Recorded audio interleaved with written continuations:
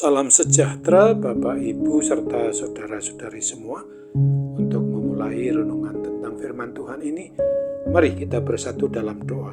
Tuhan Allah Bapa di sorga yang memelihara hati, akal, dan pikiran kami umat manusia, berfirmanlah kepada kami sebab kami bersedia untuk mendengar, dan oleh pertolongan Roh Kudus mampukan kami agar boleh melaksanakan firman-Mu itu dalam hidup sehari-hari. Dalam nama Tuhan Yesus kami mohon kepadamu. Amin. Sebagai nas renungan firman Tuhan pada hari ini diambil dari Yohanes 8 ayat 34 sampai 36 yang berbunyi, kata Yesus kepada mereka, Aku berkata kepadamu sesungguhnya setiap orang yang berbuat dosa adalah hamba dosa, dan hamba tidak tetap tinggal dalam rumah, tetapi anak tetap tinggal dalam rumah. Jadi, apabila anak itu memerdekakan kamu, kamu pun benar-benar merdeka. Sebagai tema yang diangkat dari nas renungan kita ini adalah Tuhan Yesus beri kemerdekaan yang benar-benar merdeka. Peringatan hari ulang tahun kemerdekaan Negara Kesatuan Republik Indonesia yang ke-79 yang baru kita peringati pada hari Sabtu yang lalu, yang diwarnai dengan penuh sukacita sebagai ungkapan rasa syukur karena Tuhan telah memberkati bangsa Indonesia untuk memperoleh atau untuk menikmati akan adanya kemerdekaan yang dianugerahkan Tuhan itu, maka menjadi bangsa yang merdeka, terbebas dari penjajahan bangsa lain yang selama hampir 350 tahun itu memang pantas untuk disyukuri. Pada peringatan ulang tahun ke-79 ini sudah seharusnya kita sebagai bangsa dan negara Indonesia ini sudah menjadi negara yang benar-benar sudah dan akan terus mengalami hal yang indah sebagai negara yang maju. Ya, maju dalam segi ekonomi, ya dalam teknologi, dan lain sebagainya. Tetapi ternyata selama ini kemajuan di Indonesia tidak secepat negara-negara lain. Ada banyak sekali hambatan untuk menjadi negara maju. Salah satunya adalah korupsi yang sudah merajalela diambil seluruh bidang aktivitas kita selama ini.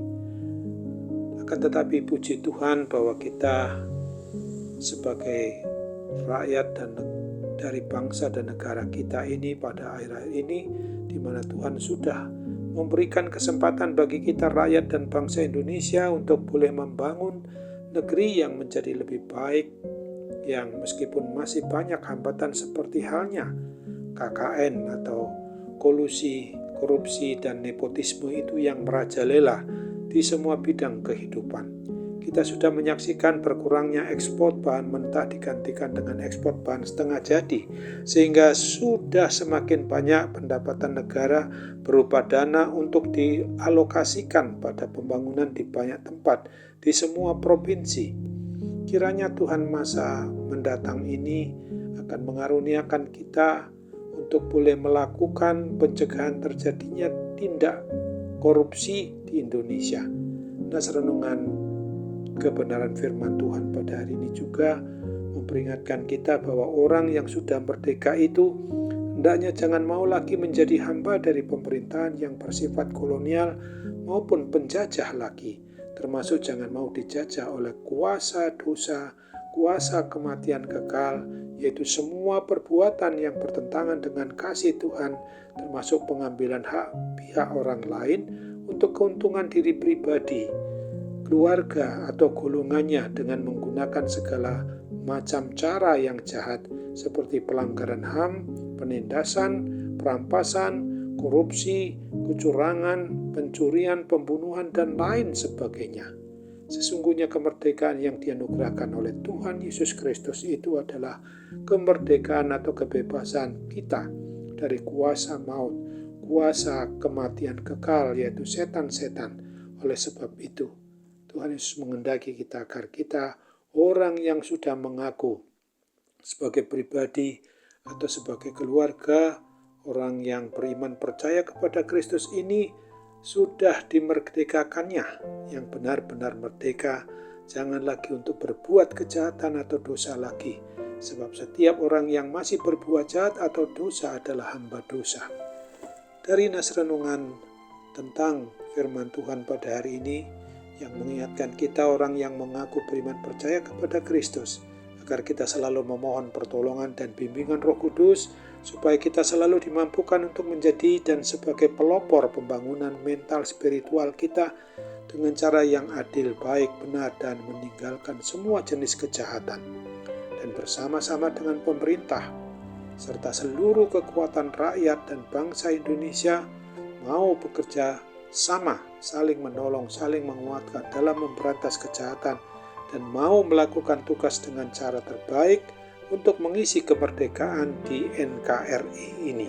Sehingga dengan pertolongan Tuhan itu, kita bisa dan dapat segera meningkatkan akan adanya kedamaian, keadilan, kesejahteraan, dan kemakmuran bagi seluruh rakyat dan bangsa Indonesia. Oleh sebab itu, ingatlah dalam Galatia 6 ayat 1 dan 2 ini kita diingatkan. Saudara-saudara, kalau seorang kedapatan melakukan suatu pelanggaran, maka kamu yang rohani harus memimpin orang itu ke jalan yang benar, dalam roh lemah lembut sambil menjaga dirimu sendiri, supaya kamu juga jangan kena pencobaan.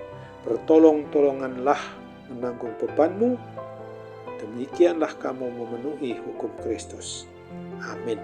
Mari kita kembali bersatu dalam doa. Terima kasih Tuhan Yesus untuk kebenaran firman-Mu yang sudah memperingatkan kami pada hari ini, supaya ketika kami boleh merayakan hari kemerdekaan bangsa dan negara kami di negara kesatuan Republik Indonesia yang Tuhan karuniakan kepada kami ini adalah suatu kemerdekaan yang benar-benar merdeka, dan itulah yang harus kami isi dengan segala hal untuk menjauhi segala bentuk kejahatan, menjauhkan diri dari sifat yang bersifat nepotisme maupun kolusi korupsi itu, supaya segera dan terus akan diberantas melalui pemerintah bangsa kami. Kami percaya Tuhan akan memampukan kami sebagai rakyat dan bangsa Indonesia ini untuk benar-benar memperlakukan apa yang menjadi kehendak Tuhan di dalam menjalani kehidupan kami sehari-hari. Tolong ya Bapa, supaya kami benar-benar sanggup melakukannya dalam pertolongan Tuhan. Dalam nama Tuhan Yesus kami berdoa dan bersyukur. Amin.